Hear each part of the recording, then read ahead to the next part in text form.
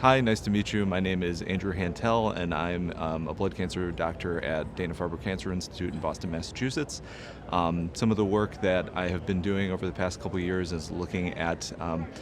aspects of health equity for patients with acute myeloid leukemia. This includes differences in outcomes for patients by race and ethnicity, and more recently looking at some differences in the ability of patients from different backgrounds to enroll in clinical trials. And with this, we did a study where we looked back at a number of trials in acute myeloid leukemia that recruited patients basically over the past 20 years from all around the United States in about 15 different trials. And what we did was we analyzed all of that data based on the demographics of the patients and kind of looked both at how the patients enrolled on the trials themselves and then how they also enrolled to what are called companion studies. So things like studies where they ask patients to provide samples of blood or bone marrow as part of the study to look at different aspects of how patients would respond to different treatments and things like that, and kind of inform bigger questions about how a particular treatment works against patients who have a particular mutation or a particular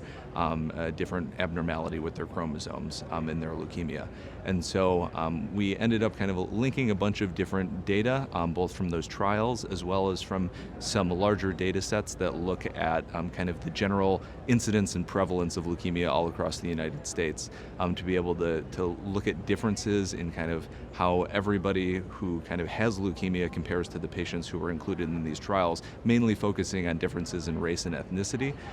We also did some analyses based on age and sex and those other demographic information, but for this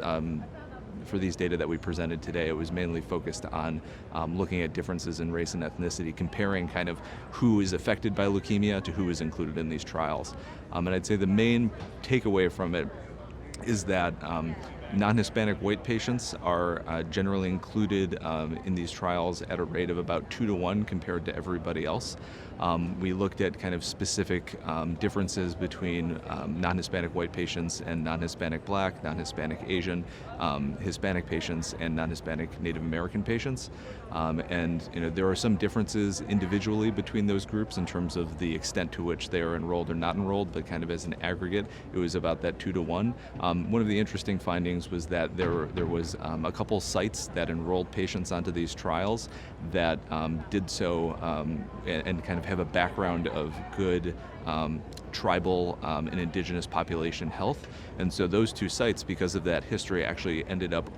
over-enrolling Native American patients relative to non-Hispanic white patients. And in terms of diversity, kind of overall, I'm thinking about how to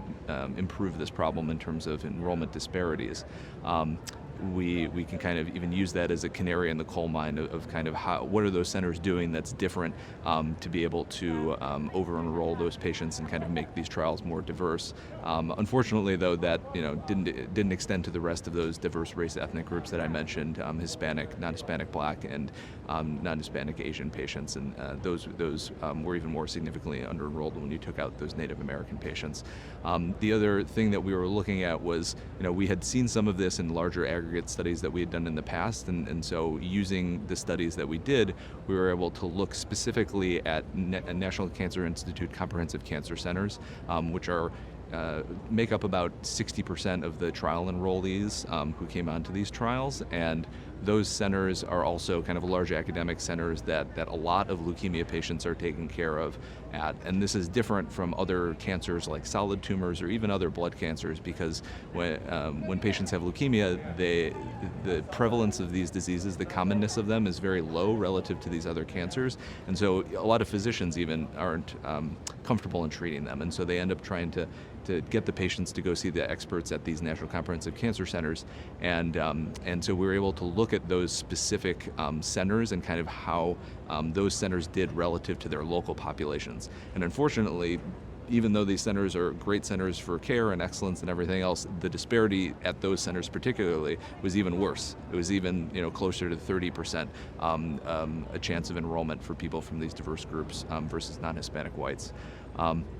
And so I think the main thing that we're doing now is trying to characterize that a little bit better and say, like, what are the mediators? What's kind of making that difference happen? Is it people being able to access the centers? Is it people who, diverse people at the centers who are just not getting onto the trials? These data, we're not able to tell that, and so that's kind of a next step for this work. And then we also looked at the biobanks, those tissue kind of studies that were associated with these trials,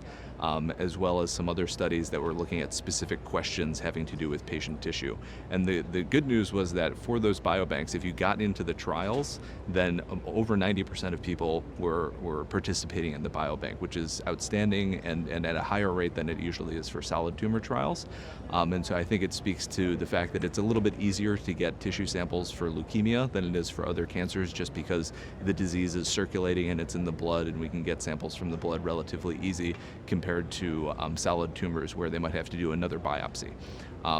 And the unfortunate corollary to that was that for correlative science studies, which are a little bit different than biobanks in that they're asking a very specific research question about a specific sample they're taking, versus a biobank, which kind of takes a sample and stores it and can use it a bunch of different ways and is a little bit more common. These correlative science studies still actually had disparities in enrollment, even among those people who went onto the trials. So it's kind of saying that there's disparities in getting into the trial, and then there's another one for people who are already on the trial in terms of participating in the correlative science. And that's a big issue because the correlative science really dictates how we're doing drug discovery and how we're doing drug development, because you do all these kind of studies,